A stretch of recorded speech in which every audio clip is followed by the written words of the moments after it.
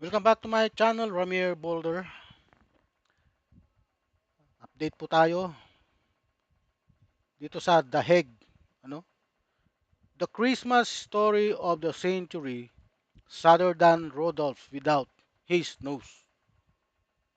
Poor Tatay Digong, sitting in The Hague, cold, alone, no lechon, nobody to put a spoon in his mouth, nobody to track him inside his kulambo. Die-hard, devastated supporters. Can we send him Humba? No, very strict. They go, have pity. He's 80 years old. He's 80 and is still alive. And the victim are not 80 years. That's exactly how long it takes karma to catch up.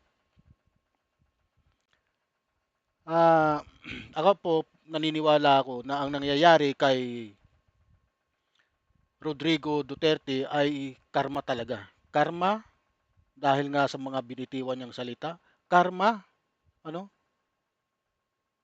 karma sa mga part ay tumutukoy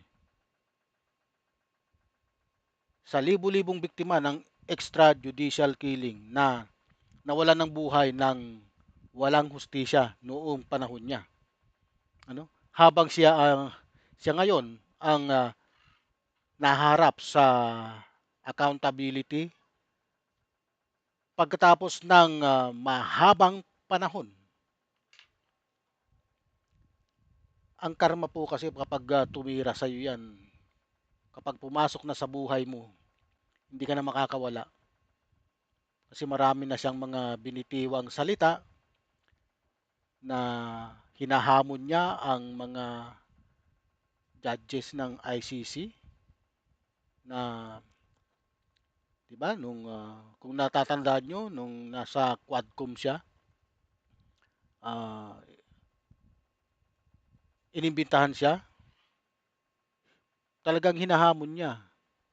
Mayroon pa nga siyang mga video na nilalapastangan niya ang mga salita ng Diyos, nilalapastangan niya. Who is this stupid God?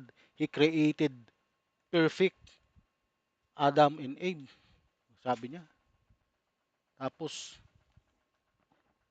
who is this stupid God? Di ba?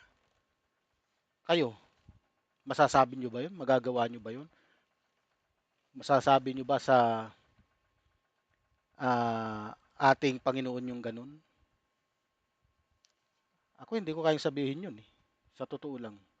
Pero si Rodrigo Duterte, ilang beses niyang sinabi yun na who is this stupid God? He created Adam and Eve. Sino ba ang nag-create kay Adam and Eve? Ang Diyos Ama. Lahat ng lumapastangan sa pangalan ng Diyos Ama may sasapiting parusa. Yan po, totoo po yan. Kaya wag nyo pong subukang o mag-try na laitin ang pangalan ng Ama. Kasi mayroon po talaga kayong paglalagyan. Ano po? Talagang karma po yan. Karma, pagbabayaran mo ng habang buhay yan mga ginawa mo sa tao. Ano?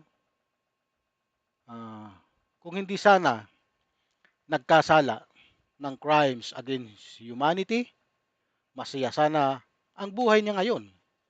Ano?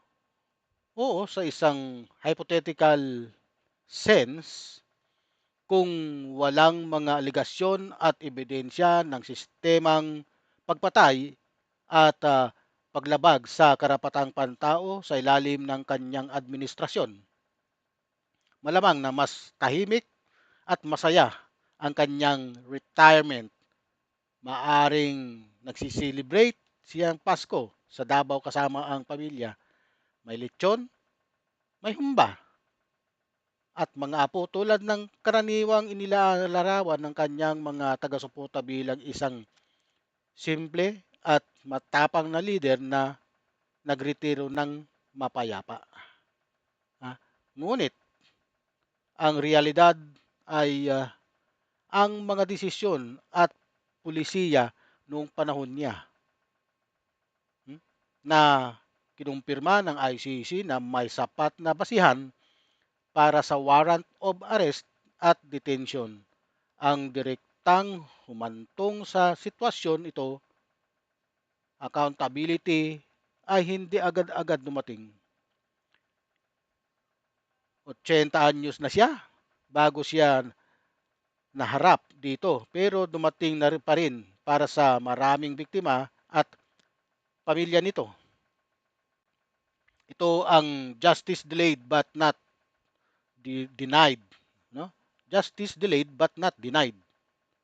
Kahit nahuli para sa mga iba.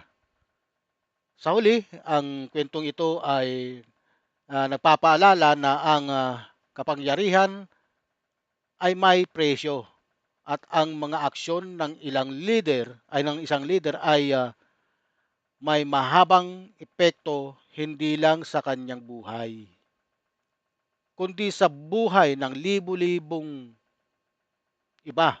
Masaya man o malungkot ang Pasko, hmm, masaya man o malungkot ang Pasko niya ngayon, ito ang natural na bunga ng kanyang mga pinili. Pinili niya 'yan, kaya nandiyan siya ngayon. Choice niya po 'yan na magkaganyan siya. Kaya sa mga taong naawa sa kanya, okay, wala namang problema do'n, maawa kayo kung gusto niyong maawa. Pero doon sa mga biktima ng crimes against humanity, siguro deserve niya na magkaganyan siya kasi marami siyang mga panghahamon, naka-video naman 'yan. Mahilig siyang maghamon. Hinahamon niya ang mga judges ng ICC, hinahamon niya ang ICC, hinahamon niya ang Diyos. Okay, bago po tayo magsara, huwag niyo pong kalimutan paki-like, subscribe, and share sa aking YouTube channel. Ano? Sa mga nanonood po sa Facebook, huwag niyo pong kalimutang i-follow ang aking Facebook page, Ramir Boulder. Salamat po.